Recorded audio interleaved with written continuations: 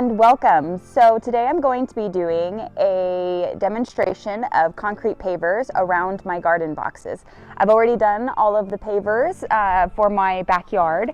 As you can see, it seems easy enough. You'd be wrong. So I got a quote for my backyard of $35,000 for a very basic design. And I thought to myself, you know what? I've seen some videos on this. They make it look very easy and I should be able to get this done in a weekend. Sounds simple enough. No, they make it look very simple. There is a lot of perfection, fine tuning to it. So if you are not the perfectionist, if you are not the one that has that fine, simple touch, I would not recommend doing this. I would say pour a concrete slab and lay some tile because this takes a very long time and it does take some smoothing out to get it very nice and perfect, essentially. So, all right, let's go.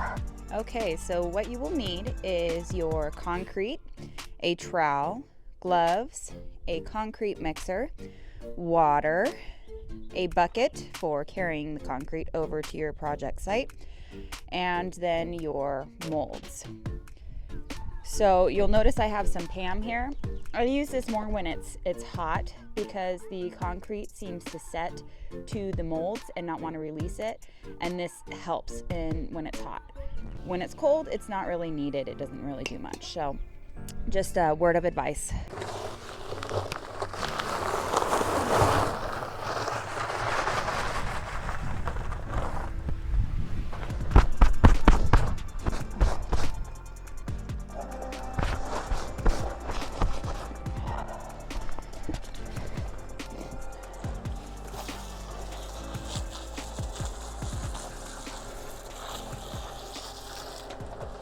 You want to make it, when it's cold out, you want to make it a bit more dry because it's going to take longer to set.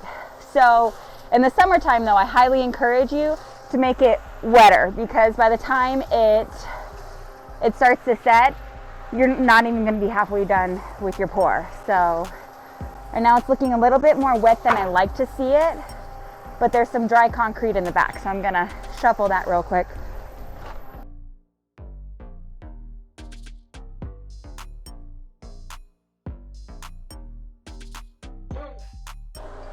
You don't want to try to pull the concrete down when the machine is going because you can get this caught and cause some pain, injury, all that fun stuff.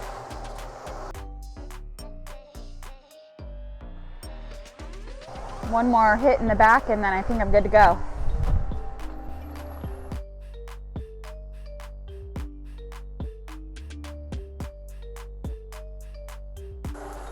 Okay, looking pretty good.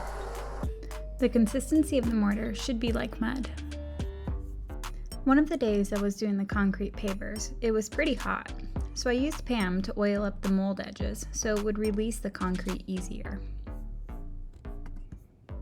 Place the concrete into each section of the mold and smooth as you go. This will be the first of many times smoothing the concrete. And if possible, try not to put the molds next to each other as they set because it will create a bigger gap, the two pieces of the mold plastic next to each other. But when it's a path like this, it's really unavoidable. When you lay down each mold, you just have to get it onto a roughly smooth surface and make sure it's level, which can be done with a leveling stick. When lifting the molds, you want to smooth out the surface of each section. As the mold is lifted, there will be creases and bumps that give away the look of concrete. So you will want to carefully smooth each of the edges of each block. You can use a spray bottle with water in it to help get the concrete a little bit more wet, so it's easier to smooth.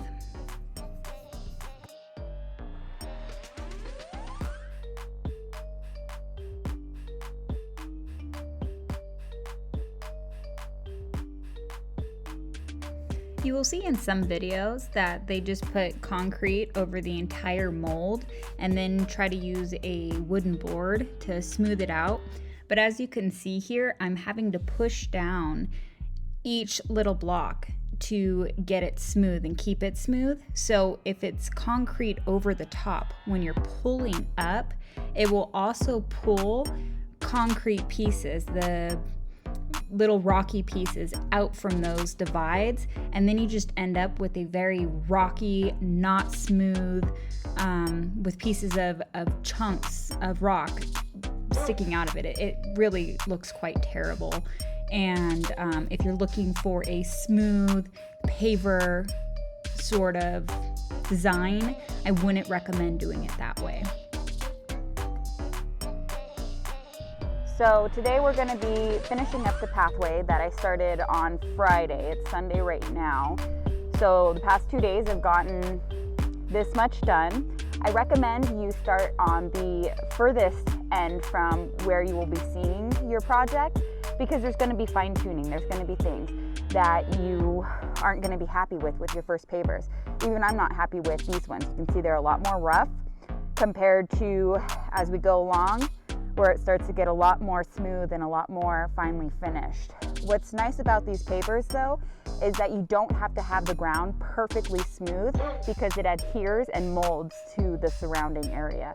So you can just get a simple finish and then put your pavers on top of it.